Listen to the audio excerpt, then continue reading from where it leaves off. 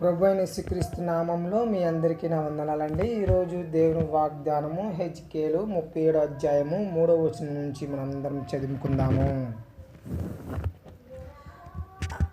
ఆయన, నరపుత్రుడా, ఎండిపోయిన ఈ ఎముకలు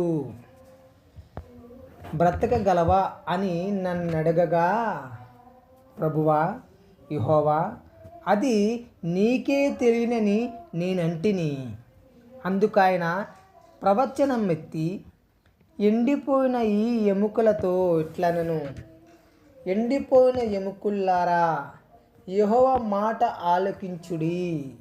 ఈ ఎముకలకు ప్రభువైన యెహోవా సెలవిచ్చిందేమనగా, మీరు బ్రతుకున్నట్లు నేను మీలోనికి జీవాత్మను రప్పించుచున్నాను.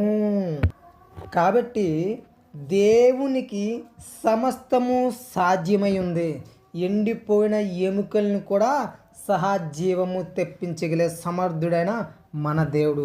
కాబట్టి ప్రతి దినము ఆయన ఇచ్చిన ధర్మశాస్త్రము తీసుకుని చదివి ఆయనకు మనం మొరపెట్టిన ఎడల అంత్య దినమున ఆయన మన ముందు ఆశ్చర్య అద్భుత కార్యములు చేస్తాడని నేను ఎరుగుతున్నాను.